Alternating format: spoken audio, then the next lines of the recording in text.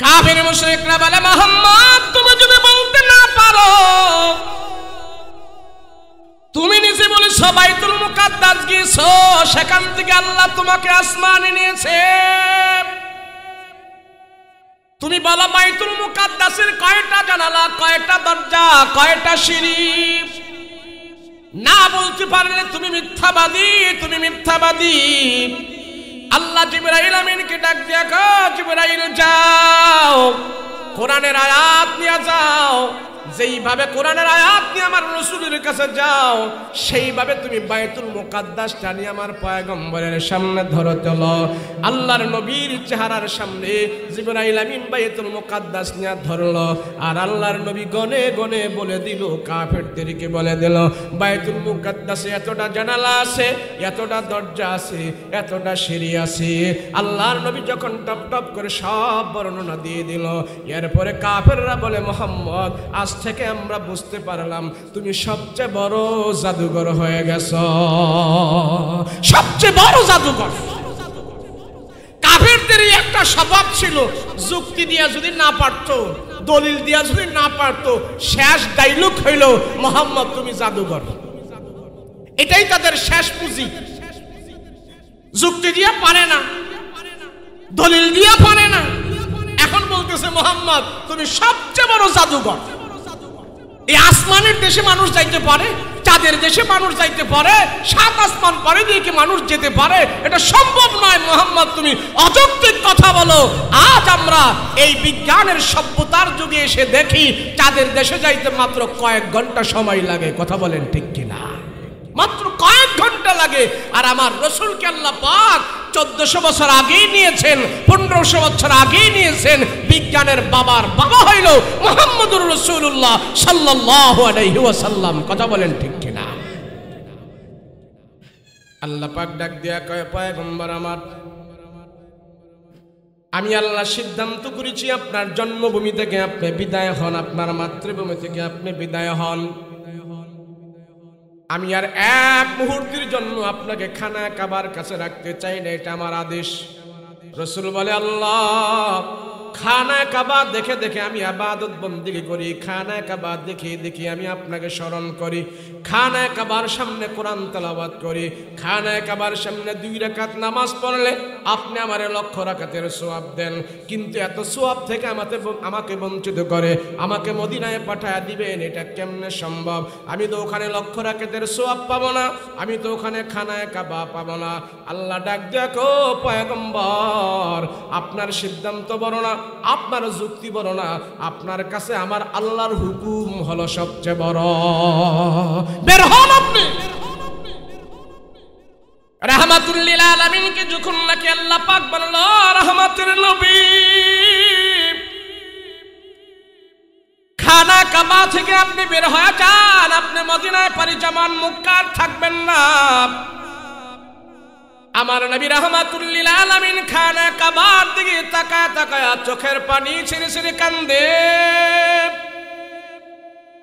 হায়রে কাবা, তোমার মাটিতে আমার জন্য, তোমাকে আমি ছেড়ে যেতে চাই না, তারপর আল্লাহ আমাকে বলেছে ছেড়ে যাওয়ার জন্য। জানি না কি রহস্য। আল্লাহর নবী ডাক দেয়া বলে, আল্লাহ খানা কাবা থেকে আপনি আমাকে সরাই দিবেন। আমার ঘরে 2 দিন 3 দিন পর্যন্ত খাবার থাকে না, আমার পেটের মধ্যে খাবার নাই, আমার ঘরের চুলায় পাতিলার মধ্যে খাবার নাই। আমি কোনো মানুষের কাছে খাবারের জন্য সওয়াল করি না, আমি কোরআনুল কারীম নিয়ে খানায় কাবার সামনে আমি বসে যাই, কোরআনে কারীম তেলাওয়াত করতে থাকি। আর খানায় কাবার বরকতে আর কোরআন তেলাওয়াতের বরকতে আমার পেটের ক্ষুধা পর্যন্ত দূর হয়ে যায়। ونجباء طريقته أجمعين الذي أرسله الله تعالى بالحق بشيرا ونذيرا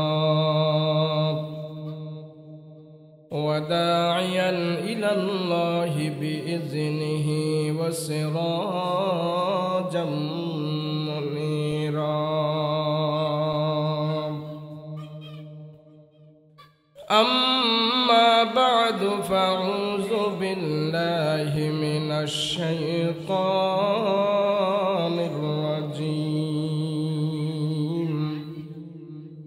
بسم الله الرحمن الرحيم. سبحان الذي أسرى بعبده ليلا من المسجد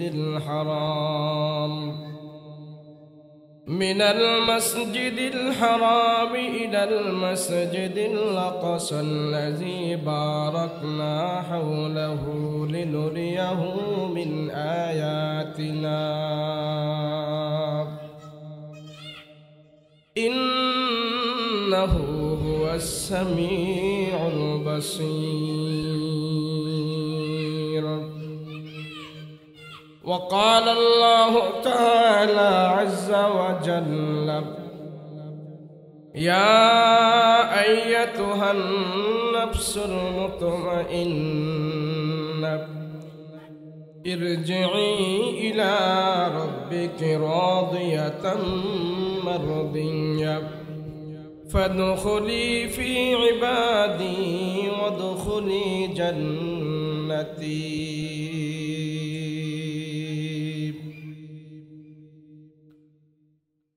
قال سيدنا رسول الله صلى الله عليه وسلم: المرء على دين خليله فلينظر أحدكم من يخالل، أو كما قال النبي عليه الصلاة والسلام.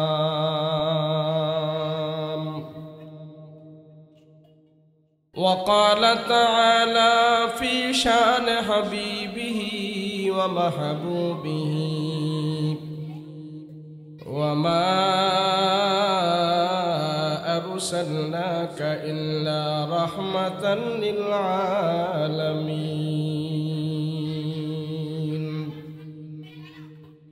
صلى الله على سيدنا ومولانا محمد وعلى آله وأصحابه أجمعين.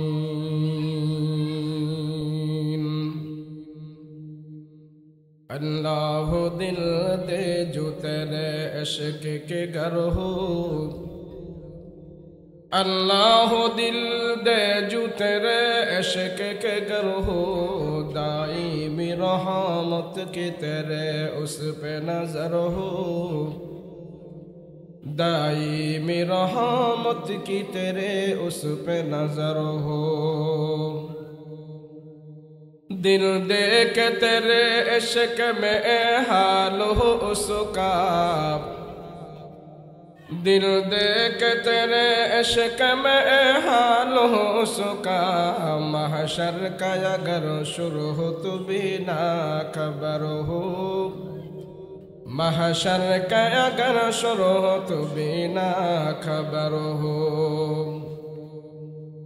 मादर दु जहाँ गैर खुदा यार नदारिम, मादर दु जहाँ गैर खुदा यार नदारिम, जुजियाद खुदा ही चेदगर कार नदारिम, जुजियाद खुदा ही चेदगर कार नदारिम।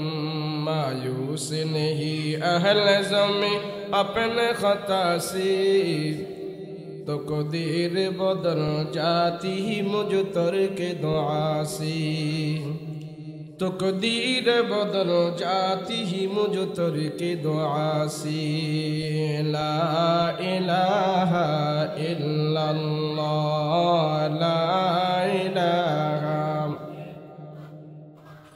ला इलाहा इल्लल्लाह, ला इलाहा इल्लल्लाह, ला इलाहा, ला इलाहा इल्लल्लाह। ইল্লাল্লাহ লা ইলাহা ইল্লাল্লাহ মুহাম্মাদুর রাসূলুল্লাহ সাল্লাল্লাহু আলাইহি ওয়াসাল্লাম। দারুল কোরআন ওয়া সুন্নাহ মাদ্রাসার উদ্যোগে তাফসীরুল কোরআন মাহফিল, আজকের মাহফিলের শ্রদ্ধাভাজন সভাপতি, সম্মুখপান উপবিষ্ট দিনদার মুত্তাকি পরহেজগার ভাইয়েরা, পর্দার অন্তরালে অবস্থানরত আমার শ্রদ্ধেয় মা বোনেরা, আল্লাহ পাকের দরবারে কালেমাত শুকর আদায় করছি বলে আলহামদুলিল্লাহ। আল্লাহ যারে ভালোবাসে, পছন্দ করে, মহব্বত করে, আল্লাহ পাক যার উপরে রহমতের দৃষ্টি আল্লাহ বারবার দান করে, আল্লাহর সেই প্রিয় বান্দাদের কি আল্লাহ পাক নেক কাজের মধ্যে শামিল করে। আমি আপনি যতক্ষণ পর্যন্ত এখানে বসে থাকব, আল্লাহ এবং আল্লাহ রসুলের কথা আমরা যতক্ষণ পর্যন্ত এখানে শুনব, চাই 1 ঘন্টা হোক, 2 ঘন্টা হোক, আধা ঘন্টা হোক, যতটুকুন সময় আমরা এখানে ব্যয় করব, সর্বপ্রকারের গুনাহ থেকে আমরা মুক্ত থাকতে পারব। আল্লাহর ফেরেশতারা আমাদের আমলনামায় কোনো গুনাহ লিখবে না। দ্বীনি মাজমা, দ্বীনি আলোচনা, কোরআন হাদিসের কথা আমরা যেখানেই শুনি, সর্বপ্রকারের সব গুনাহ থেকে মুক্ত আমরা এখন। আমরা যদি এখানে না থাকতাম, এক একজনে আমরা বিভিন্ন জায়গায় থাকতাম।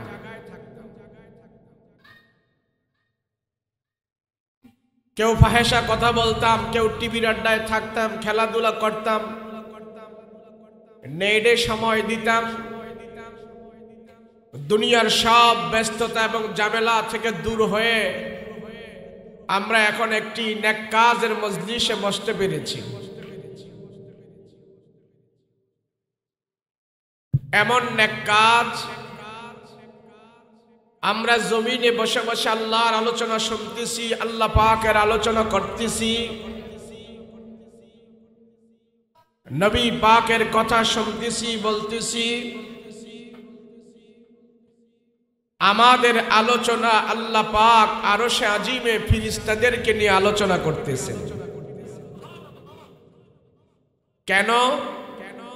আমরা সবাই এখন সর্বপ্রকারের গুনাহ থেকে মুক্ত। কথা বলেন ঠিক কিনা? এই মাহফিলে বসে বসে আপনারা কি বিড়ি সিগারেট খাইছেন? কোনো গান বাদ্য করছেন? আল্লাহর নাফরমানি করবেন না। কি আল্লাহ এবং আল্লাহর রসুলের কথা আমরা শুনবো, কোরআন ও হাদিস থেকে আমরা আলোচনা শুনব। যে আল্লাহ পাকের আলোচনা শোনে এবং বলে, আল্লাহর গুণকীর্তনের আলোচনা করে এবং বলে, আল্লাহর দরবারে সে বান্দারা অতি প্রিয় হয়ে যায়। আল্লাহ ফেরেশতাদেরকে জিজ্ঞেস করে, বলো দেখো আমার বান্দারা কি চায়। তারা জমিনে বসে আমার আলোচনা করতেছে, এরা চায় কি? বলে ফেরেশতারা বলে, তারা কি চায় আমরা জানি না। বলে তোমরা সাক্ষী থাকো, তোমরা দেখে রাখো বান্দা কি চায়। যখন এই মজলিসে আমরা আল্লাহর দরবারে মাগফিরাত চাবো, আল্লাহর কাছে আমরা ক্ষমা চাবো, হাত উঠি আল্লাহর কাছে আমরা দোয়া করব, আল্লাহ ফেরেশতাদেরকে সাক্ষী রেখে বলে তোমরা দেখে রাখো আদমের এই সন্তানদের দোয়া এবং গুনাহ আমি আল্লাহ কবুল করে নিয়েছি, গুনাহ খাতা মাফ করে দিয়েছিস। আমরা তো অনেকে চাটায়ে বসে কথা শুনতে চাই না। একটু চাটায়ে বসে যদি কথা শুনি তাহলে নিজের কাছে প্রেস্টিজটা কেমন যেন মনে হয়, খুব খারাপ লাগে। চাটায়ে বসে কেমনে শুনবো? আমাদের একটা ওয়াইট আছে, চাটায়ে বসে কি এত কথাবার্তা শোনা যায়? বলে এই স্বভাব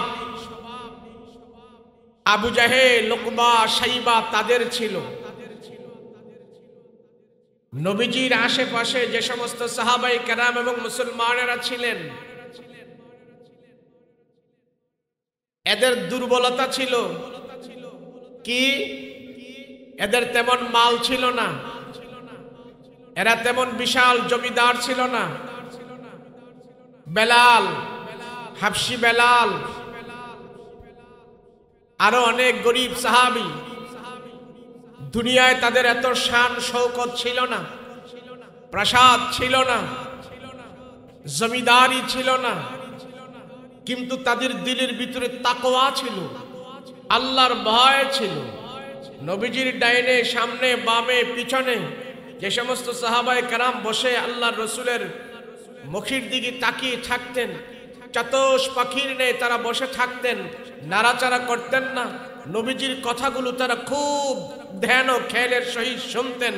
যখন কাফেরদেরকে বলা হতো তোমরা দিন মানো, মুহাম্মাদের হাতে ইসলাম গ্রহণ করো, কোরআন মানো, তাওহীদ মানো, এক আল্লাহ মানো, আবু জাহেল, উকবা, শাইবা, লাহাব, ওলীদ ইবনে মুগীরা, উতাইবা, বড় বড় কাফের মুশরিকরা দল বেঁধে আসতো, এসে দেখতো মুহাম্মাদের আশেপাশে একবারে সমাজের দুস্থ লোকেরা বসে আছে, গরিব লোকেরা বসে আছে, অত বিত্তবান নয়, চেহারা ছবিও এত সুন্দর নয়, নিচু পদের মানুষ সমাজে যাদেরকে নিচু পদের মনে করত, এরা রসুলের ডাইনে বামে বসে বসে নবীজির কথাগুলো শুনতো। আবু জাহেল বলতো, মুহাম্মদ এদের সাথে কি আমাদের মানায়? মুহাম্মদ এই সমস্ত গরিব মানুষের সাথে কি আমরা বসে তোমার সাথে কথা শুনবো? তোমার পাশে আমরা বসে থাকবো? তুমি দুটা মজলিস করো, একটা ভিআইপি করো আর একটা নরমাল করো। আমরা ভিআইপি চেয়ারে বসবো, ভিআইপি আসনে বসবো, আর নরমালে তারা বসবে। এইভাবে আবু জাহেল ধিক্কার দিত, তোয়াক্কা করত, নিজেকে খুব হেডাম মনে করত, বংশের বাহাদুরি করত, তাকাব্বুরি করত। আবু জাহেলের দাম্ভিকতা, হাক ডাক, দেহ, বডি, শিক্ষা, বংশ, মর্যাদা সব দিক থেকে উঁচু ছিল। সেই উঁচু এবং সেই দাম্ভিকতা সে রসুলের কাছে এসে দেখাচ্ছে। এক পর্যায়ে আবু জাহেল বলে ফেলল, মুহাম্মদ তুমি আমাদের খানায় কাবার মুয়াজ্জিন বানাইছো বেলালকে, আর কোনো মানুষ দেখছিলা না? তুমি আর কাউকে পাও নাই, বেলালকে কেন মুয়াজ্জিন বানাইলা? সে একটা কালো মানুষ, বংশের নাম ঠিকানা নাই, হাবশি বংশ। এই মানুষটা নিয়ে তুমি কাবা ঘরের মুয়াজ্জিন বানাই দিছো, বেলালের মতন একটা বৎসরত কালো মানুষকে। কে আর কোনো মানুষ পাও নেই? আমরা কুরাইশ বংশের লোকের এই খানায় কাবা আমরা মেরামত করি, এদের দেখভাল করি, দেখাশোনা করি, সংরক্ষণ করি, সব কিছু আমাদের দায়িত্বে। আর এই ঘরের মুয়াজ্জিন আইনা বানাইছো তুমি বেলালকে, কাজটা ভালো করো নাই। আমাদের দাবি খানায় কাবা সম্মানী, খানায় কাবা দামি, খানায় কাবার মুয়াজ্জিন হবে দামি। তাকে বাদ দাও, আর আমাদের জন্য ভিআইপি জায়গা করো। আমাদের মান আছে, ওয়েট আছে, সম্মান আছে। আমরা এত নরমাল বসায়, নরমাল পজিশনে বসে আমরা তোমার কাছে আসব না, আর এই সমস্ত ঢালাও বিছানায় বসে আমরা তোমার কথাবার্তা শুনবো না। আমাদের জন্য ভিআইপি ব্যবস্থা করো, আর বেলালকে বাদ দাও। এইভাবে তারা দাম্ভিকতা প্রকাশ করত নবীজির কাছে এসে। তো যখন বেলাল এই কথা শুনছে যে আবু জাহেল, উকবা, শাইবা, মক্কার কাফেররা আমাকে বর্ষনা দিচ্ছে, ধিক্কার দিচ্ছে, বেলালের মন ছোট হয়ে গেছে। বেলালের মনে দুর্বলতা চলে আসছে, আর অনেক কষ্ট পেয়েছে।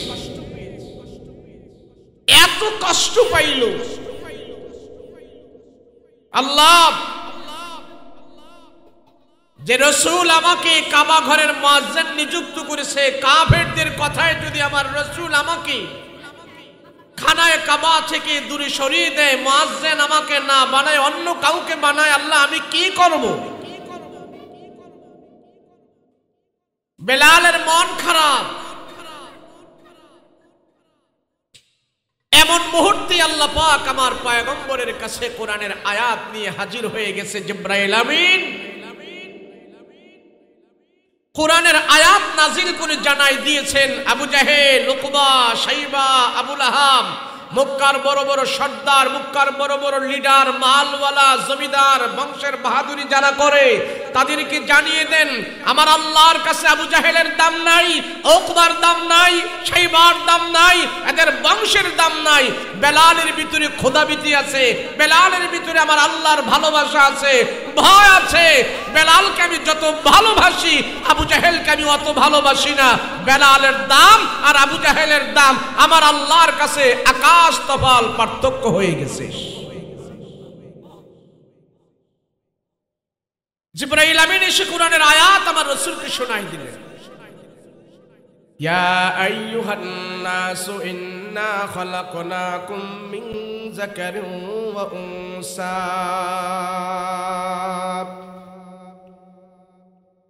মিন যাকারিন ওয়া উনসা ওয়া জাআলনাকুম শুউবান ওয়া ক্বাবাইলা লিতাআরাফু ইন্না আকরামাকুম ইনদাল্লাহি আতকাকুম ইন্নাল্লাহা আলীমুন খাবীর।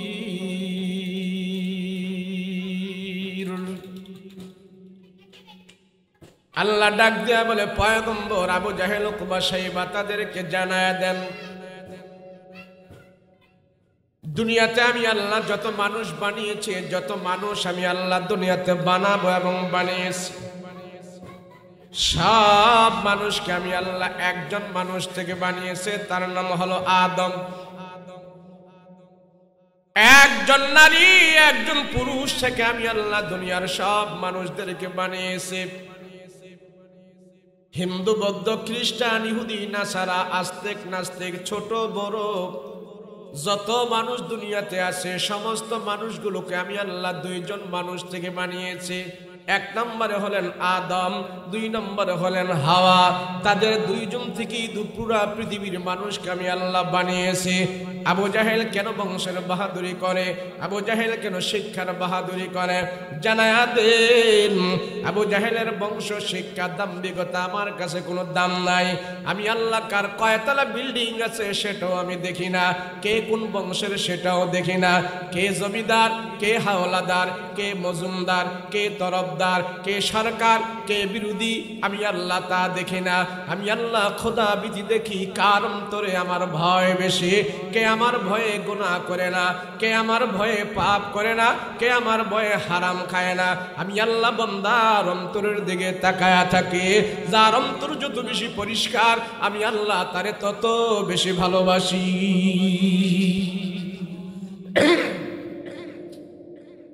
জিবরাইল আমিন এসে বলে, ইয়া রাসূলুল্লাহ, ইয়া হাবিবাল্লাহ,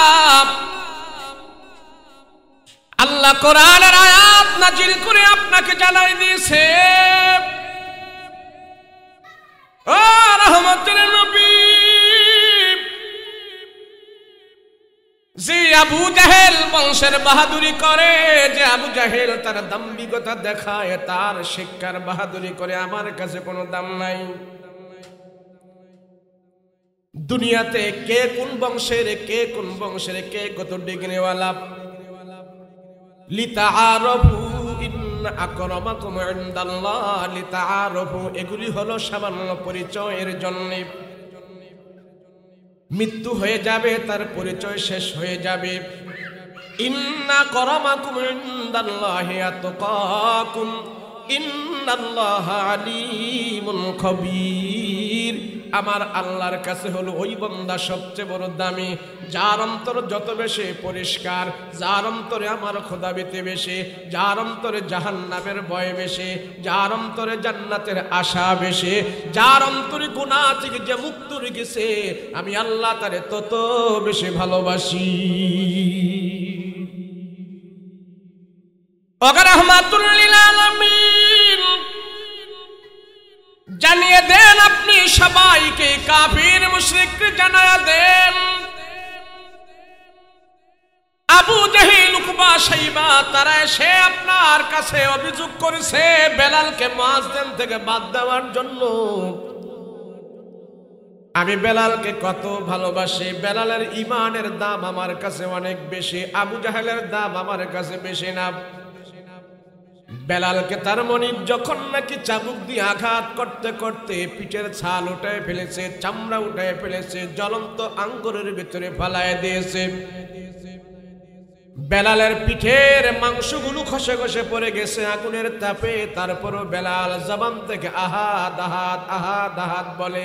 আমার আল্লাহর কুদরতি অন্তরের ভিতরে বেলাল যেমন ভাবে স্থান নিয়ে গেছে, দুনিয়াতে বেলালের কিচ্ছু নাই, দুনিয়াতে বেলালের কিছুই নাই, কিন্তু তার ঈমানের কারণে আমি আল্লাহ তারে এত ভালোবাসছি। আমি আল্লাহ তাআলা বেলালের জন্য জান্নাতের 8টা দরজা খুলে দিয়েছি। আবু জাহেলকে বলেন দাম্ভিকতা না দেখার জন্য। কাফির মুশরিকরা মাঝে মাঝে আমার পয়গম্বরের সাথে ঠিসারি মেরে কথা বলতো, রসিকতা করে কথা বলতো, আমার নবীকে আঘাত করে করে কথা বলতো। সাহাবায়ে কেরামকে অনেক সময় কাফির মুশরিকরা ধিক্কার দিয়ে কথা বলতো। দুনিয়াতে তোমাদের মান ওয়াইট নাই, দুনিয়াতে তোমাদের তেমন কোনো সম্মান নাই, তারপরও তোমরা মুহাম্মাদের সাথে থেকে জীবন যাপন করো। তোমরা গরিব কেন মুহাম্মাদের সাথে থাকো? তোমরা তো কাজ কাম করলে পারো, টাকা ইনকাম করলে পারো। সব সাহাবীরা তখন ডেকে বলে দিল, ও কাফেররা শোনো, আমরা যেই চোখে আমাদের জান্নাত দেখতেছি, যেই চোখে আমরা পরকাল দেখতেছি, ঈমানের চোখে আমরা পয়গম্বরকে দেখতেছি, তোমরা বেঈমানি চোখে নবীকে দেখো।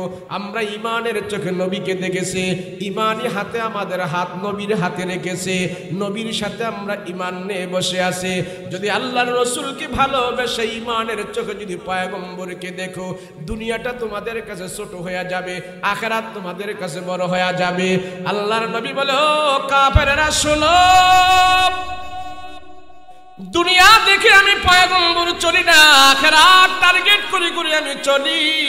জানো নি জিবরাইল আমিন আমার কাছে এসে বলল, ইয়া রাসূলুল্লাহ, রাসূল গো এই যে উহুদ পাহাড়টা দেখেন, এই পাহাড়টা আল্লাহ পাক আপনার জন্য স্বর্ণ ভর্তি করে দেবে, এই পাহাড়টা পুরাটা স্বর্ণ বানায়া দেবে। এই স্বর্ণের পাহাড় নবী গো আপনার পিছনে পিছনে ঘুরবে, আর এখান থেকে স্বর্ণ বিক্রি করে করে আপনি দুনিয়ার আরাম আয়েশ ভোগ করতে পারবেন, আপনি শাহেনশাহ হয়ে দুনিয়াতে চলতে পারবেন। আমার নবী ডাক দেয়া কয়, না জিবরাইল, না না, আমি স্বর্ণের পাহাড় চাই না, এই পাহাড় বিক্রি করে করে আমি আরামে চলবো। আমি এটা কোনোদিন মানব না, আমি এটা কোনোদিন গ্রহণ করব না। স্বর্ণের পাহাড় আমার দরকার নাই, দুনিয়াতে আমার শান শৌকত দরকার নাই। আমি এক বেলা খাবো আর এক বেলা খাবো না, একদিন খাবার পাবো আর একদিন আমি খাবার পাবো না, এমনি আমি করে চলবো। কেননা আমার উম্মতের ভিতরে অনেক গরিব উম্মত হবে, তারা প্রত্যেক দিন ভালো ভালো খাবার খেতে পারবে না, কারো ঘরে খাবার থাকবে, কারো ঘরে আবার খাবার থাকবে না। আমার গরিব উম্মতের সাথে আমার সাদৃশ্য আমি রেখে যেতে চাই। এটা ছিল রাসূলের জিন্দেগি। ইসলাম মানার কারণে সাহাবায়ে কেরাম সব হারিয়ে ফেলেছে, এর পরও বুকের ভিতরে এত শান্তি তাদের কোত্থেকে আসে? হযরত আবু বকর মক্কায় 14টা কাপড়ের দোকান ছিল, 14টা কাপড়ের দোকান বিক্রি করে সব কিছু আমার রাসূলুল্লাহর কদমে ঢেলে দিয়েছে। ইয়া রাসূলুল্লাহ, আমার কাপড়ের দোকান দরকার নেই, আমার এগুলি দরকার নেই, আমি আমার রাসূলকে চাই, আমার আল্লাহকে চাই, বিনিময়ে আমি জান্নাতের ভিতরে যেতে চাই। তার নাম হলো ঈমান। আর কাফেররা এসে রাসূলের কাছে বলে, মুহাম্মদ, আমরা কেমনে বসবো তোমার কাছে? তোমার কাছে তো গরিব শ্রেণীর লোকেরা থাকে, আমরা তো বিত্তবান ধনী, আমরা তো অনেক সম্ভ্রান্ত পরিবারের, আমাদের অনেক মান ওয়াইট আছে, আমরা সমাজের নেতা, আমরা সমাজের বিচার আচার করি, আমাদের কোথায় পাবলিক চলে, আমাদের একটা দাম আছে। এই সমস্ত বোকাশোকা মানুষদের সাথে যদি আমরাও বসে থাকি, তাহলে আমাদের দাম তো হারিয়ে যাবে। কথা বলেন ঠিক কিনা? এমন আবু জেহেল মার্কা কিছু লোক আছে নিজের ওয়াইফ ধরতে ধরতে নিজের সম্মান উঁচু করতে করতে এমন এক পর্যায়ে চলে গেছে, এক ওয়াক্ত নামাজও পড়ে না, হারাম সুরের ভিতরে তার জিন্দেগি কাটাই দিয়েছে। শেষ পরিণাম তাদের ভালো হয় না, যেমন পরিণাম হয়েছে কাফির মুশরিকদের। এই সমাজেরও যারা বেশি মান ওয়াইফ চায়, দাম্ভিকতা রাখাতে চায়, কোরআন হাদিস থেকে দূরে যায়, মসজিদের ভিতরে যায় না, আল্লাহকে সাজদা দেয় না, এই ব্যক্তিটাও দুনিয়াতে লাঞ্ছনা হয়ে তারপরে কবরে যায়। অনেক সময় আমরা সমাজের ভিতরে ইসলামকে নিয়ে রসিকতা করি, কোরআনকে নিয়ে আমরা রসিকতা করি, ঠাট্টা করি, বিদ্রুপ করি, অথচ এই ঠাট্টা বিদ্রুপে আমাকে জাহান্নাম পর্যন্ত পৌঁছাই দিবে। ঠাট্টা করা যাবে না।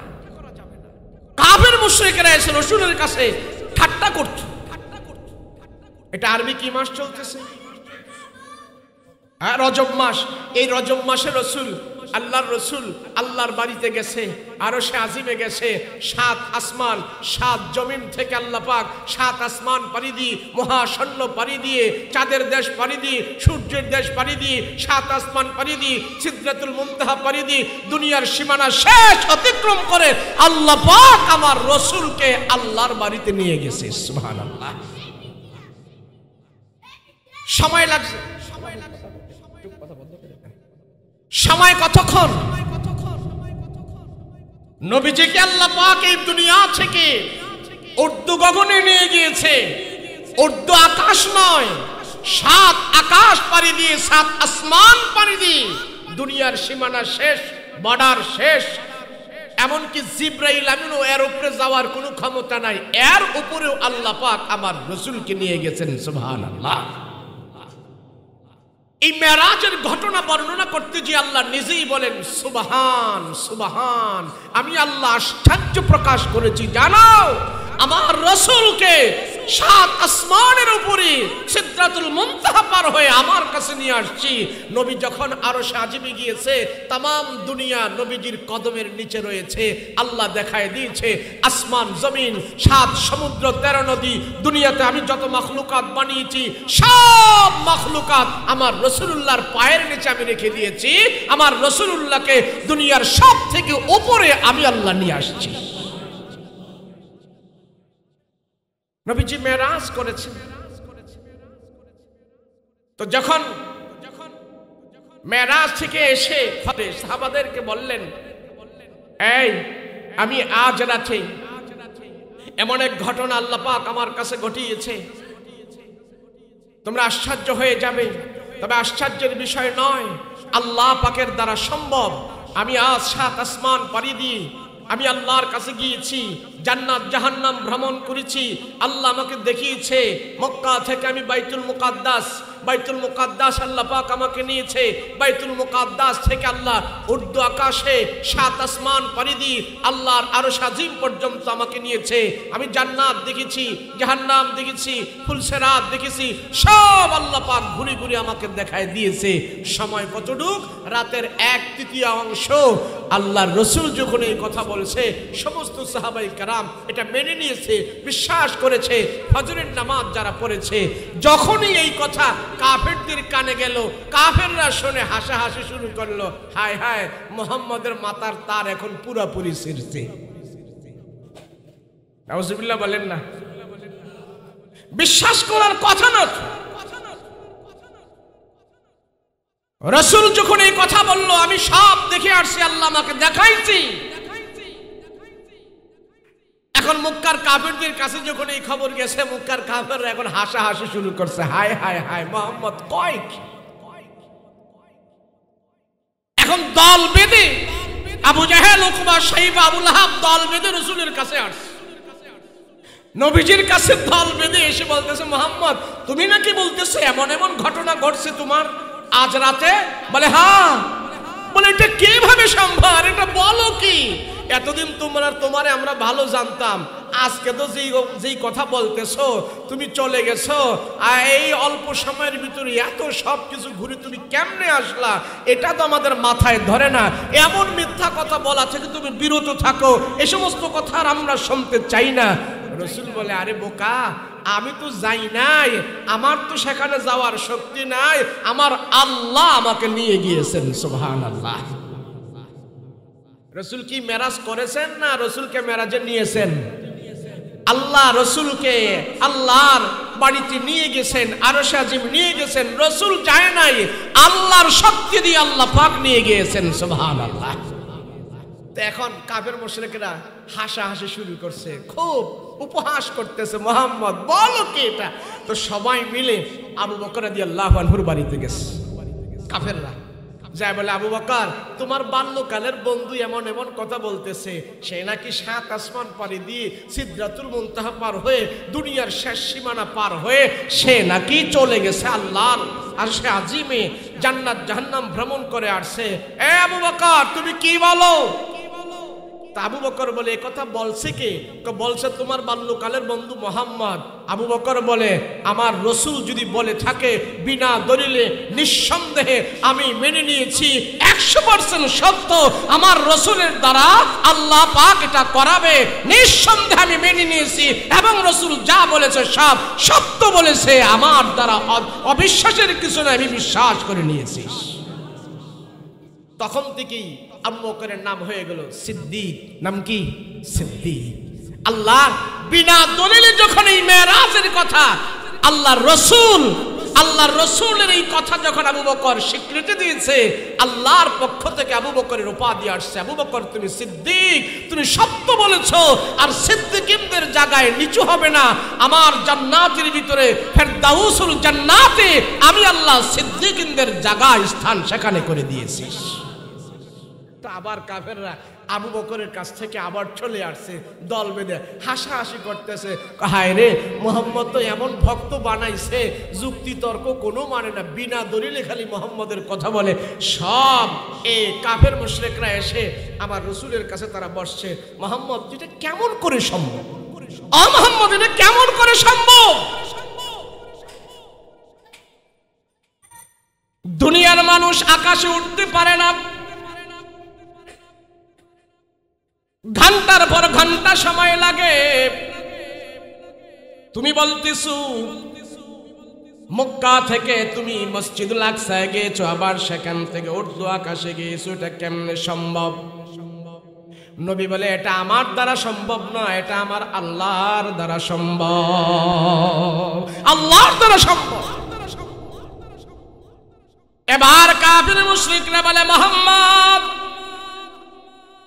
তুমি এমন আজগুবি কথা বলে বলে আমাদের মানুষদের ঈমান নষ্ট করতেছ, মূর্তির পূজা থেকে মানুষদেরকে সরাই দিচ্ছ, আমাদের দেব দেবী থেকে মানুষদেরকে সরাই দিচ্ছ, তুমি আজগুবি কথা বলতেছ।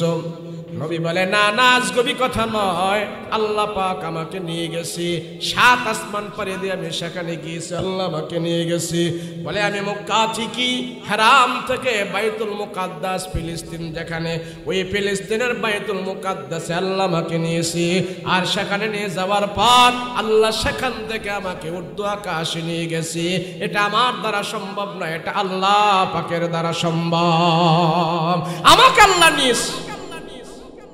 কাফিরের দলেরা রাসূলের কাছে বসলো, এ মুহাম্মদ জীবনে এমন কথা আমরা শুনি নাই, মক্কা থেকে বাইতুল মুকাদ্দাস যেতে তো কয়েকদিন সময় লাগে, তুমি সেখানে কেমনে গেলা? কোনো যানবাহন নাই, কোনো হেলিকপ্টার নাই, কোনো বিমান নাই,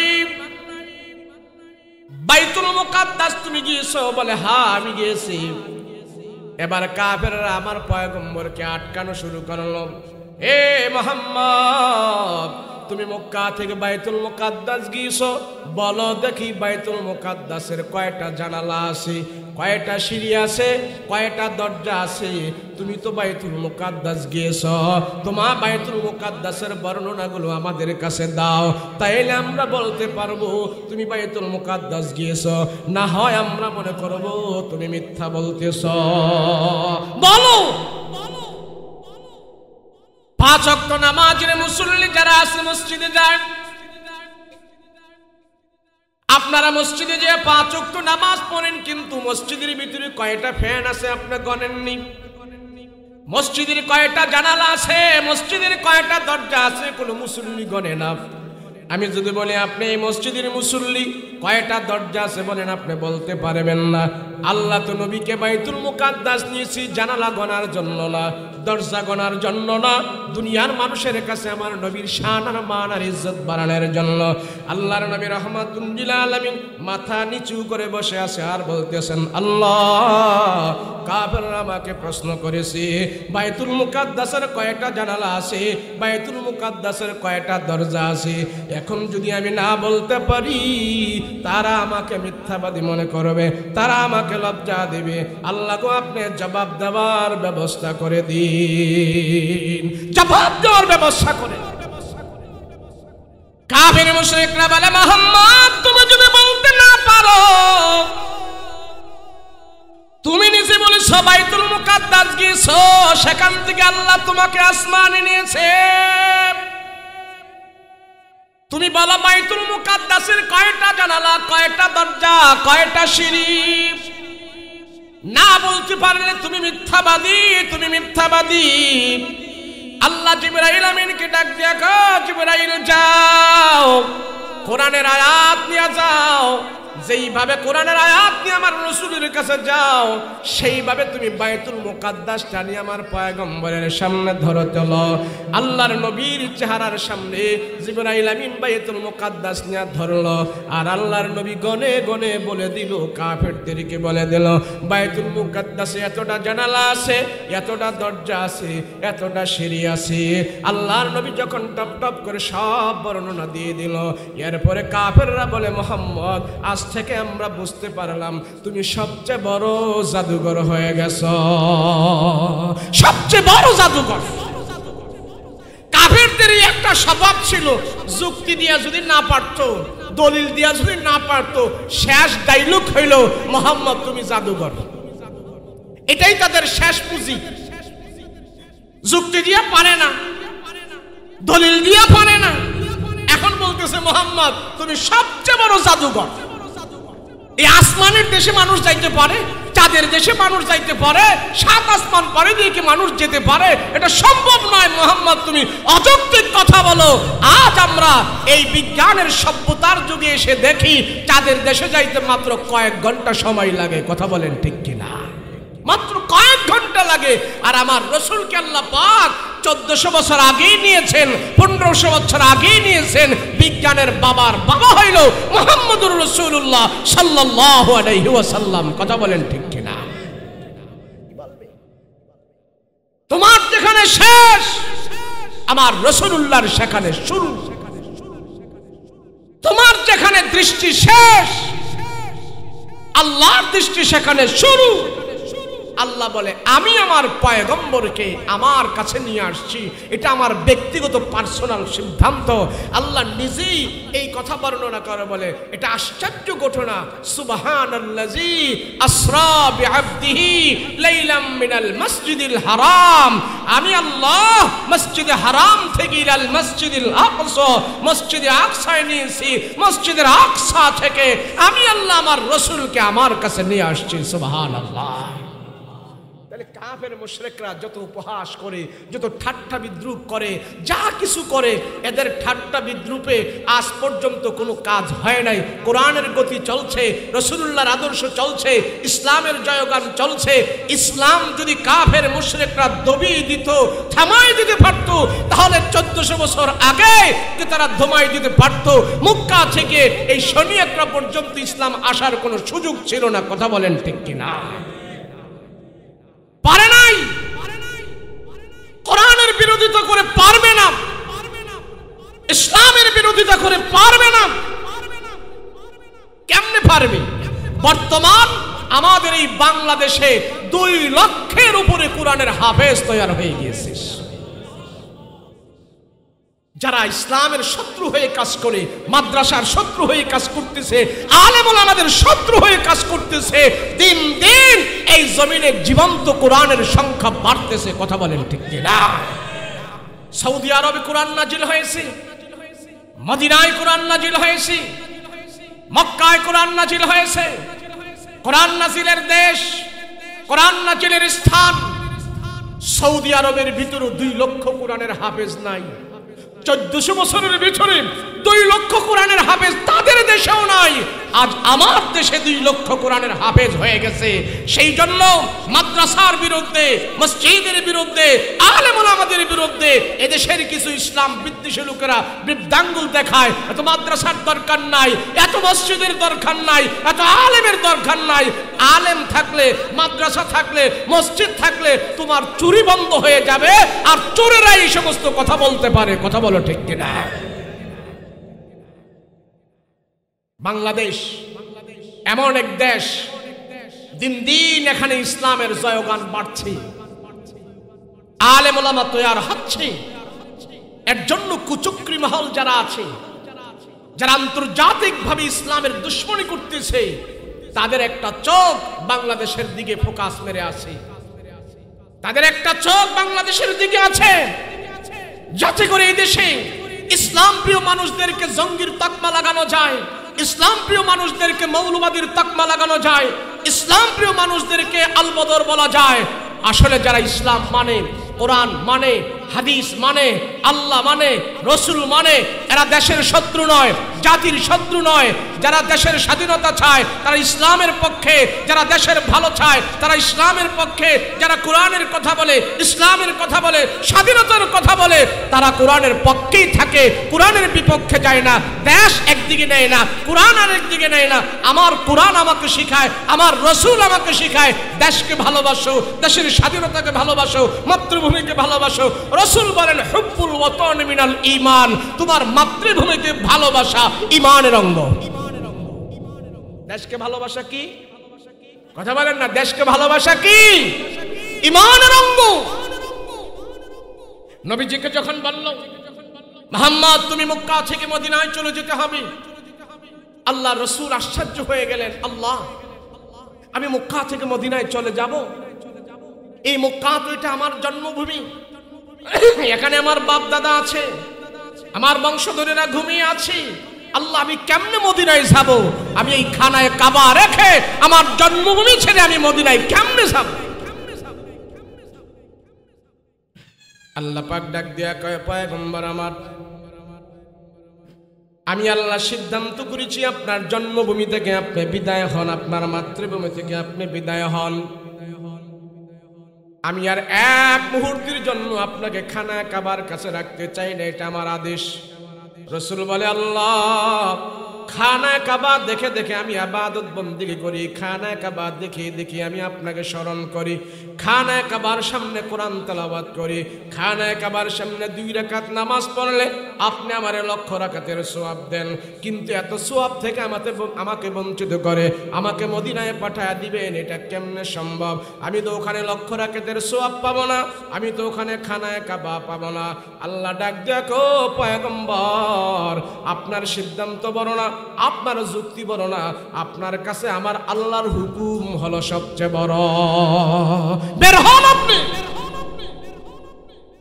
রাহমাতুল লিল আলামিনকে যখন নাকি আল্লাহ পাক বলল রহমতের নবী, খানা কাবা থেকে আপনি বের হয়ে যান, আপনি মদিনায় পাড়ি জমান, মক্কা থাকবেন না। আমার নবী রাহমাতুল লিল আলামিন খানা কাবার দিকে তাকায় তাকায় চোখের পানি ছেড়ে ছেড়ে কান্দে। হায়রে কাবা, তোমার মাটিতে আমার জন্ম, তোমাকে আমি ছেড়ে যেতে চাই না, তারপর আল্লাহ আমাকে বলেছে ছেড়ে যাওয়ার জন্য। জানি না কি রহস্য।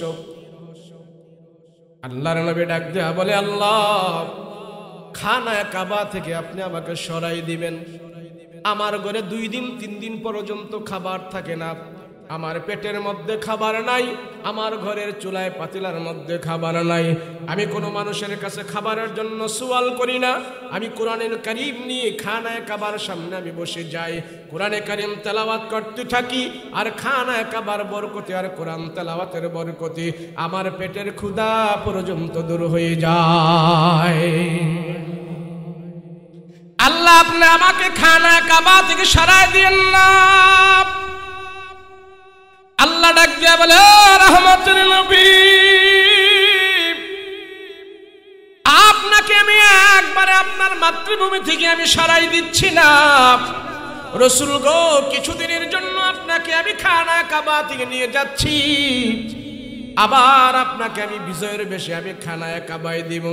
তবে আবু জাহেল, উকবা, শাইবা, আবু লাহাব, ওলীদ ইবনে মুগীরা, যারা আপনাকে 13টি বছর কষ্ট দিয়েছে, যারা আপনাকে এত কষ্ট দিয়েছে, নবীজি যখন নাকি নামাজের সাজদা দিতেন খানায় কাবার সামনে, ওই আবু জাহেল, উকবা, শাইবারা এসে ঠাট্টা বিদ্রুপ করে, আমার পয়গম্বর আল্লাহর কুদরতি কদমে সাজদা দিয়ে আছে, আর আবু জাহেল ওটের নারী ভুঁড়ি এনে আমার পয়গম্বরের ঘাড়ের মধ্যে দিয়া রাখতো। নবীজি ওটের নারী ভুঁড়ির চাপের কারণে, ভারের কারণে নবীজি মাথা আগলাইতে পারতেন না, নবীজি মাথা উত্তোলন করতে পারে না, এমন বড় না ওটের নারী ভুঁড়ি পয়গম্বরের ঘাড়ের মধ্যে রাখতেন, নবীজির চেহারা মুবারক লাল হয়ে যাইত। এমন ভাবে আমার পয়গম্বরকে কাফেররা কষ্ট দিয়েছে। আল্লাহ ডাক দেয়া কয়, রহমতের নবী গো, ওই কাফির মুশরিকদেরকে আমি আল্লাহ শায়েস্তা করার জন্য, আবু জাহেলকে শিক্ষা দেওয়ার জন্য, আবু জাহেলকে বুঝানোর জন্য, আমার নবীর কষ্ট দেওয়ার পর তোমার পরিণতি কেমন হবে সেটা তাকে জানানোর জন্য আমি কিছুদিনের জন্য আপনাকে মক্কা থেকে আমি বের করেছি। আবার বিজয়ের মালা পরাইয়া খানা কাবার চাবি আপনার হাতে দিয়া মক্কা বিজয়ের মাধ্যমে আপনাকে আমি আবার খানায় কাবায় ফিরাই আনব। বুঝো, তারা যে বুঝতে পারে আপনার দাম কত। মুসলমান ভাইরা রে আমার, এই বাংলাদেশের ভিতরে কোরআনের হাফেজরা সারা রাত্রে কোরআন তেলাওয়াত করে। ঢাকা শহরের মানুষ ঘুমায় যায়, রাতের 2টা বাজে 3টা বাজে মানুষেরা জাগ্রত থাকে না। নাটক দেখি, সিনেমা দেখি, টক শো দেখে রাতের 2টা বাজে সব মানুষ, ঢাকা শহরের মানুষ ঘুমায়া যায়। শনি একরার মানুষগুলো, এই ধনিয়াবাসীরাও রাতের বেলা ঘুমায়া যায়, 3টা বাজে ঘুমায়া যায়, 2টা বাজে ঘুমায়া যায়। এই এলাকায় যতগুলো মাদ্রাসা আছে, যতগুলো হেফজোখানা আছে, ওই হেফজোখানার ছেলেরা রাতের 3টা বাজে ঘুম থেকে উঠিয়া সুন্দর করে ওযু বানায়া ঢাকা শহরের মানুষ ঘুমায়া গেছে, আর মাদ্রাসার ছাত্রগুলো ঘুমায় না, সুন্দর করে ওযু বানায়া নিশি রজনীতি ভোর রাত্রে তারা আল্লাহর কালাম তেলাওয়াত করতে থাকে। যেই জমিনে আল্লাহর কালাম তেলাওয়াত হয়, আল্লাহ ডাক দেয়া বলে, রে মুমিন, আমি পৃথিবীর বুকে যত আসমানি গ্রন্থ নাজিল করেছি, তাওরাত আমি দুনিয়াতে দিয়েছি, সহিফা আমি দুনিয়াতে দিয়েছি, ইনজিল আমি দুনিয়াতে দিয়েছি, জাবুর আমি দুনিয়াতে দিয়েছি, এগুলি আসমানি গ্রন্থ। তাওরাত আমি নাজিল করেছি উম্মতের ভাষায়, জাবুর আমি নাজিল করেছি মানুষের ভাষায়, ইনজিল আমি নাজিল করেছি উম্মতের ভাষায়। যেই নবীর উপরে আমি ইনজিল কিতাব দিয়েছি সেই নবীর ভাষায় আমি ইনজিল কিতাব নাজিল করেছি। তাওরাত আমি যেই নবীর উপরে নাজিল করেছি সেই নবীর ভাষায় আমি তাওরাত নাজিল করেছি। যেই নবীর উপরে আমি সহিফা নাজিল করেছি ওই নবীর উম্মত এবং ওই নবী যে ভাষা বুঝে ওই ভাষা দিয়ে আমি সহিফা নাজিল করে দিয়েছি। কিন্তু কোরআন আমি দুনিয়ার কোনো মানুষের ভাষায় নাজিল করি নাই, সেই জন্য কোরআনকে কিতাব বলা হয় না, সেই জন্য কোরআনকে বই বলা হয় না, কোরআনকে বলা হয় কালামুল্লাহ। আল্লাহ ডাক দিয়া কয়, আমি আল্লাহ আমার নিজের ভাষায় আমি কোরআন নাজিল করেছি, আমার নিজের ভাষায় কোরআন নাজিল করেছি।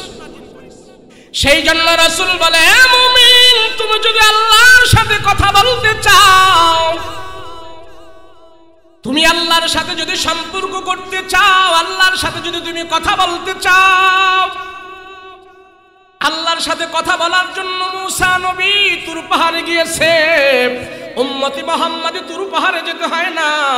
আল্লাহর সাথে কথা বলার জন্য উম্মতি মুহাম্মদী যদি কোরআন খুলে খুলে তেলাওয়াত করতে থাকে, আল্লাহ বলে উম্মতি মুহাম্মদী কোরআন যতক্ষণ তেলাওয়াত করবে অতক্ষণ পর্যন্ত আমার আল্লাহর সাথে সে কথা বলতে থাকবে।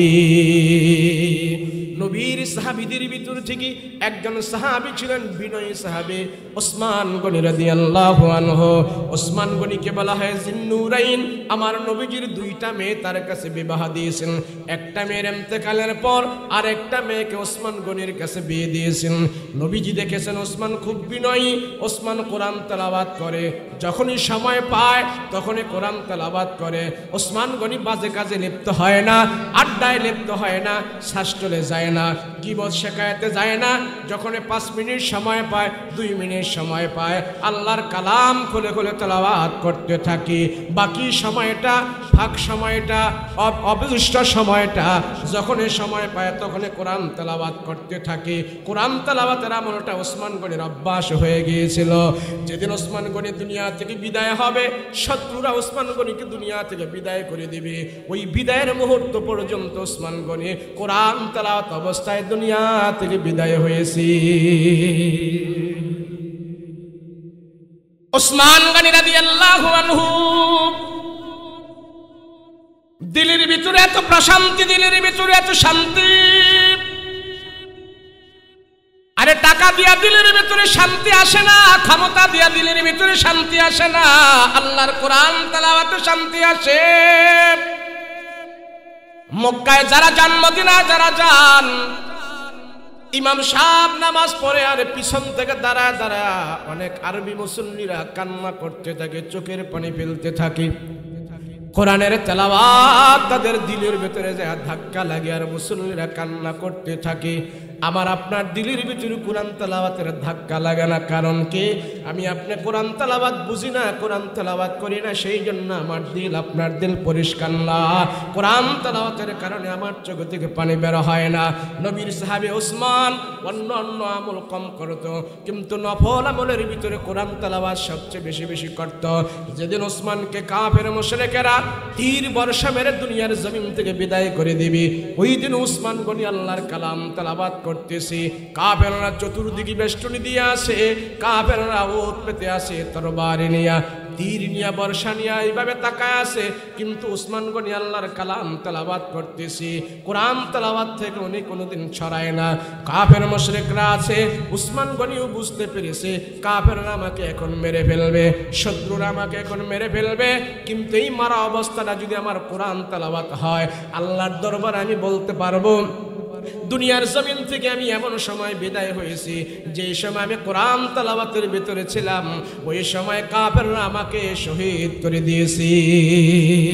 কোরআন তেলাওয়াত থেকে ওসমান মুখ ফিরায় না। কাফেররা উত পেতে আছে তীর বর্ষা নিয়ে। কাফেররা বলে, ওসমান তুমি কোরআন তেলাওয়াত বন্ধ করো, তোমাকে এখন শহীদ করা হবে, তোমাকে মেরে ফেলা হবে। ওসমান গনি কাফিরের কথায় কোনো কর্ণপাত করে না। ওসমান গনি কাফিরের কোনো কথা শুনে না, আল্লাহর কালাম তেলাওয়াত করতেছে। ওসমান গনির ধারণা হইল আমি এমন অবস্থায় মৃত্যুবরণ করতে চাই যে অবস্থাটা হবে আমার কোরআন তেলাওয়াত অবস্থায়, আমার আল্লাহর সাথে কথাবার্তা অবস্থায়। ওসমান বলে, দুনিয়ার সব কিছু হারাইতে পারি, আমি এখন আল্লাহর সাথে কথা বলতেছি, তোমরা আমাকে যত মারো কাটো দুনিয়া থেকে বিদায় করে দাও, আমার আল্লাহর সাথে কথা বলতে আমার এখন খুব মজা লাগতেছে। আমি কি মরবো না বাঁচবো সেটা আমার এখন জানার কোনো দরকার নাই, আমি আল্লাহর সাথে কথাবার্তায় মগ্ন আছি, কোরআন তেলাওয়াতের ভিতরে লিপ্ত আছি। আল্লাহু আকবার। এক বেঈমান ওসমানের বুকের ভিতরে তীর মারলো। এক কাফের বেঈমান ওসমানকে লক্ষ্য করে তীর মারছে। ওই বেঈমানের তীর এসে ওসমান গনির বুকের ভিতরে বিদ্ধ হইল। তীরটা যখন নাকি বুকের ভিতরে বিদ্ধ হয়, ওসমান গনির বুক থেকে রক্তগুলো ফিনকি মেরে এভাবে বের হয়ে যায়। রক্তগুলো বের হইয়া কোরআনের উপরে পড়ছে। আর এই কোরআন আল্লাহর আদালতে সাক্ষী দিবে, গো আল্লাহ এই কোরআন তেলাওয়াত অবস্থায় ওসমান গনিকে কাফেররা মেরে ফেলছে। এই ওসমান গনি কোরআন তেলাওয়াত করতেছে, কোরআন তেলাওয়াত অবস্থায় তাকে তীর বর্ষা মারা হয়েছে। আমি কোরআন ওসমানের শাহাদাতের ব্যাপারে সাক্ষী দিতেছি। ওসমান এমন অবস্থায় মৃত্যুবরণ করেছে যে মৃত্যুটা কোরআন তেলাওয়াত অবস্থায় হয়েছে। হযরত ওসমান এইভাবে আল্লাহর কালাম তেলাওয়াত করতো, আল্লাহর কালামে এত মনোনিবেশ করতেন, সময় পেলেই কোরআন খুলে খুলে পড়তো। আর আমরা সময় পেলেই ফেসবুক দেখি, পত্রিকা পড়ি, নাটক দেখি, সিনেমা দেখি, গপ্পগুজারি করি।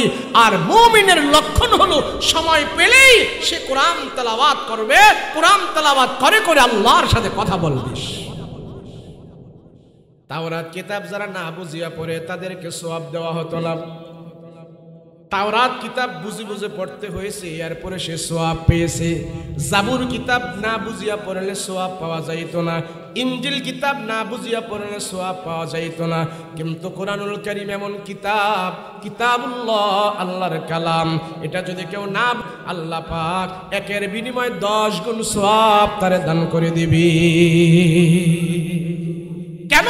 আল্লাহ কইটা আমার কালাম, কালামুল্লাহ, কালামুল্লাহ মানে আল্লাহর কথা। কোরআনে কারীমের আগে যে আসমানি কিতাবগুলো দুনিয়াতে আসছে, তাওরাত আল্লাহ পাক দিয়েছেন মূসা নবীর উপরে, কাঠের ভিতরে, কাঠের মধ্যে তাওরাত কিতাব লিখে লিখে মূসা নবীর মাথার মধ্যে আল্লাহ পাক দিয়েছে, মূসা যাও, পয়গম্বর মূসা আল্লাহর কাছ থেকে তাওরাত কিতাব পাইলেন। তাওরাত কিতাব পাওয়ার পরে এইভাবে মাথায় করে নিয়ে আসতেছি, বিশাল বড় একটা কাঠ, কাঠের ভেতরে আল্লাহ লিখে দিয়েছে তাওরাত কিতাব। এই তাওরাত কিতাব পয়গম্বর মূসা মাথায় বহন করে করে নিয়ে আসছি। জাবুর কিতাব ভান্ডিকাগারে আল্লাহ পাক দিয়েছেন, ইনজিল কিতাব ভান্ডিকাগারে আল্লাহ পাক দিয়েছেন, কিন্তু কালামুল্লাহ ভান্ডিকাগারে দেয় নাই, কাঠের ভেতরে লিখে দেয় নাই। জিবরাইল আমিন কি কোরআনের এক একটা আয়াত দিয়া আমার নবীর কাছে আল্লাহ পাক পাঠাই দিয়েছে। নবীর সিনা পর্যন্ত আকাশ থেকে, আল্লাহর কাছ থেকে জিবরাইল আমিন এক একটা কোরআনের আয়াত আমার নবীর সিনা পর্যন্ত আনার জন্য, ওই কোরআনের আয়াতকে পাহারাদারি করার জন্যে, কোরআনের এক একটা আয়াতের সম্মানার্থে জিবরাইল আমিনের সাথে আল্লাহ পাক 70,000 করে ফেরেশতা দিয়া আমার নবী পর্যন্ত আয়াতগুলো পাঠাই দিত। কোরআনের সম্মান। সেই জন্য রাহমাতুল লিল আলামিন নবী আমার তাহাজ্জুদের নামাজে দাঁড়াইয়া লম্বা রুকু করত, লম্বা সাজদা করত, সারা রাত নবীজি কোরআন তেলাওয়াত করত। যেই দিন থেকে নবীজির উপরে তাহাজ্জুদের নামাজ আল্লাহ পাক নাজিল করে দিয়েছে, ওই দিন থেকে আমার নবীজি তাহাজ্জুদের নামাজ ছাড়ে নাই। তাহাজ্জুদের নামাজে নবী দাঁড়ায় দাঁড়ায় কোরআন তেলাওয়াত করেছে, লম্বা সাজদা করেছে, লম্বা রুকু করেছে। ঘন্টার পর ঘন্টা নবীজি নামাজের ভিতরে দাঁড়ায় দাঁড়ায় আল্লাহর কালাম তেলাওয়াত করত, রুকু করত, সাজদা করত। কোন কোন সময় কোরআন তেলাওয়াত করে করে নবীজি পুরাটা রাত্র কাটাইয়া দিত, পুরা রাত কাটাই দিতেন। আজকে মুসলমানের সবচেয়ে বড় যেটা পুঁজি ছিল, সবচেয়ে বড় যেটা হাতিয়ার ছিল, আমার প্রত্যেকটা মুসলমানের বাসা বাড়ি ঘর থেকে মুসলমানের ছেলেরা ঘর থেকে কোরআনের আয়াত যদি তেলাওয়াত করত, মুসলমানের ঘর থেকে কোরআনের আয়াতের তেলাওয়াতের আওয়াজ বের হয় না, গানের আওয়াজ বের হয়, বাদ্যের আওয়াজ বের হয়, নাফরমানের আওয়াজ বের হয়, কোরআনের আওয়াজ বের হয় না। কথা বলেন ঠিক কিনা? সেই জন্য আল্লাহ কয় আমার কোরআন রাইখা অন্য কিছু দিয়ে শান্তি তালাশ করো, পাইবা না খুঁজা। এই জন্য আমরা দেখি 100% ফ্যামিলির ভিতরে আজকে অশান্তির বেড়া জালে, অশান্তির ভিতরে আছে। আল্লাহর কোরআন রেখে অন্য কিছু দিয়ে আমাদের শান্তি আসতে পারে না। আজ সব মানুষ দিনের ভিতরে অশান্তি নিয়ে হাবুডাবু খাচ্ছে। কথা বলেন ঠিক কিনা? শান্তি নাই হুজুর, শান্তি নাই। মনে হয় শান্তির মায় 300 বছর আগে মারা গেছে, আর ফিরাইতো না। শান্তি পাইবা কোত্থেকে? আল্লাহ তো কোরআন তেলাওয়াতে শান্তি রেখেছে, যেই শান্তির টাকা পয়সা দিয়ে কিনা যায় না। কোরআন তেলাওয়াত যে যত বেশি করবে তার দিলের ভিতরে আল্লাহ পাক বাদশাহী শান্তি প্রবেশ করাইয়া দিবে। সাহাবায়ে কেরাম একবেলা খাবার খেতে পারে নাই, 2 দিন খাবার নাই, 3 দিন খাবার নাই, এরপরও তাদের দিলের ভিতরে যেই শান্তি ছিল, যেই বাদশাহী শান্তি আল্লাহ দিয়েছে, কোরআন তেলাওয়াত করেছে, আল্লাহর সাথে সম্পর্ক করেছে, না খাওয়ার পরেও, না পাওয়ার পরেও আল্লাহ তাদের ভিতরে বাদশাহী শান্তি ঢুকাইয়া দিয়েছে। কথা বলেন ঠিক কিনা? আমরাও যদি শান্তি পেতে চাই কোরআন তেলাওয়াত করতে হবে। কথা বলেন ঠিক কিনা? কোরআন তেলাওয়াত করা ছাড়া শান্তি আসে না। মানুষের এই দিল যদি এটা কোরআন তেলাওয়াত না করি, রাসূল বলে এটা খালি ঘর। কি ঘর এটা? এই কোরআন তেলাওয়াত যে দিলে নাই সেটা খালি ঘর। এই খালি ঘরের কারণে শয়তান প্রস্রাব করবে, শয়তান পায়খানা করবে, শয়তান আমার অন্তরকে নষ্ট করে ফেলবে। গান মজা লাগবে, জিনা মজা লাগবে, হারাম মজা লাগবে, সুদ মজা লাগবে, খুন করা মজা লাগবে, শরাব খাওয়া মজা লাগবে। এই মজায় আমার দুনিয়া আখিরাত উভয় জাহান ধ্বংস করে দিবে। আজ তো এমনই চলছে। একটা বোতলের ভিতরে যদি পানি ভর্তি করা থাকে, এটার ভিতরে বাতাস ঢোকার কোনো ব্যবস্থা নাই, আছে কি? কিন্তু যখন এই বোতলে পানি নাই, এই বোতলে বাতাস ঢোকার সুযোগ আছে। ও মানুষ, তোমার দিলের ভিতরে যখন নাকি আল্লাহর ভয় থাকবে, তোমার দিলের ভিতরে যখন নাকি আমল থাকবে, তোমার দিলের ভিতরে যখন নাকি কোরআনের তেলাওয়াত থাকবে, এই দিলে শয়তান ঢোকার কোনো সুযোগ নাই। শয়তান এখানে আসতে পারে না। রাসূল বলে কোরআন নাই, তোমার দিল বিরান ঘর, খালি ঘর, এখানে শয়তান পায়খানা প্রস্রাব করবে আর জাহান্নামী হয়ে তুমি কবরের ভিতরে যাবে। তাহলে আমাদের অন্তরকে আমরা কোরআন তেলাওয়াত দিয়ে সাজাইতে চাই। রাজি আছেন ইনশাআল্লাহ? যদি আমি না পারি আমার সন্তানকে পড়াবো, যদি আমি না পারি আমার মেয়েকে পড়াবো, যদি আমি না পারি আমার নাতিকে পড়াবো, যদি আমি না পারি আমার বিবিকেও শেখাবো। আরে কোরআন শিক্ষার জন্য বয়স নাই। চুল দাড়ি পাইকা গেছে, দাঁত নাড়ে ছাড়ে, ওই লোকও যদি চেষ্টা করে, সেও কোরআন তেলাওয়াত শুদ্ধ করে কবরে যাওয়ার সুযোগ আছে। কথা বলেন ঠিক কিনা? এটা এমন এক কিতাব পৃথিবীর বুকে, কোরআন এমন এক কালাম, তো এমন এক কালামুল্লাহ আল্লাহ দিয়েছে, বলে একদম পৃথিবীতে যত গ্রন্থ আছে, যা কিছু আছে, সব থেকে আমি সহজ করে তোমাদের নাগালে আমি কোরআন পৌঁছে দিয়েছি। সহজ, কোরআন তেলাওয়াত করা সহজ। হিন্দুদেরকে জিজ্ঞেস করে দেখেন, এদের গীতা, রামায়ণ, মহাভারত এগুলা চোখে দেখেনি, তারা চোখেও দেখে না। ইনজিল কিতাব পৃথিবীতে নাই, যা আছে এটা বানোয়াট। তাওরাত নাই, জাবুর নাই, ইনজিল নাই, এগুলা সব নষ্ট করে ফেলেছে এরা। 2 নম্বরই করে ফেলেছে, জাল করে ফেলেছে, জালিয়াতি করে ফেলেছে। আর হিন্দুদের যে গীতা, মহাভারত এগুলি আছে, এক প্রদেশ থেকে আরেক প্রদেশে গেলে এগুলি পরিবর্তন হয়, আল্লাহর কালাম পরিবর্তন হয় না। কথা বলেন ঠিক কিনা? সারা পৃথিবী চ্যালেঞ্জ, কোরআনের মতন একটা গ্রন্থ তোমরা দেখাও, কোরআনের মতন একটা গ্রন্থ আমাদেরকে বানায় দেখাও, কোরআনের মতন একজন হাফেজ পৃথিবীতে অন্য ধর্মের দেখাও। পৃথিবী খুঁজে পাবে না। 10 পৃষ্ঠা আদর্শলিপি বইয়ের একজন হাফেজ পৃথিবীতে নাই। শুধু বাংলাদেশেই কোরআনের 2 লক্ষের উপরে হাফেজ আল্লাহ তৈরি করে দিয়েছে। কোরআনের বড় কারিশমা, বড় মুজিজা। পৃথিবী যতদিন থাকবে আল কোরআনের সম্মান, ইজ্জত আল্লাহ রাখবে। কথা বলেন ঠিক কিনা? আল্লাহ আমাদের সবাইকে হেফাজত করেন, বলেন আমিন। আল্লাহ আমাদের জানে। মাশাআল্লাহ, হুজুর মাদ্রাসা করছেন, হ্যাঁ, আপনারা যদি পারেন কেউ স্বেচ্ছায় মন থেকে যে আমি খুশি হই আল্লাহর কোরআনের জন্য। দেখেন, এই 1-2 করে আমরা এভাবে এতগুলো মাদ্রাসা বাংলাদেশে চলছে। কোন লোক বলে যে হুজুররা খায়ালায়। আরে হুজুররা যদি খেয়ে ফেলতো বেটা, এদেশে এত মাদ্রাসা হতো, এত মসজিদ বিল্ডিং হতো, এত মসজিদ ইমারত হতো, এত বড় বড় মাদ্রাসা হতো, এত হাজার হাজার আলেম হতো, লক্ষ লক্ষ হাফেজ হতো। হুজুররা খেয়ে ফেললে তো সব শেষ হয়ে যেত। আসলে হুজুররা যেই পরিমাণে একটা মায়না নেয়, যেই পরিমাণে একটা পারিশ্রমিক নেয়, একজন রিকশালাও এর চেয়ে বেশি ইনকাম করে। তো সেজন্য পাড়া মহল্লায় যে মাদ্রাসাগুলো আছে, পাড়া মহল্লায় যে প্রতিষ্ঠানগুলো আছে, আমরা সেগুলোর তদারকি করব, দেখাশোনা করব, খবর নিব, কিভাবে পড়া হচ্ছে, কতটুকু পড়া হচ্ছে, কি প্রয়োজন, আমরা সব বিষয়ে খবর রাখবো। মাদ্রাসাগুলো আমরা দেখব। আল্লাহ আমাদেরকে কবুল করেন, বলেন আমিন। এই কোরআনের সাথে সম্পৃক্ত থাকার জন্য জানে মালে সর্বাধিক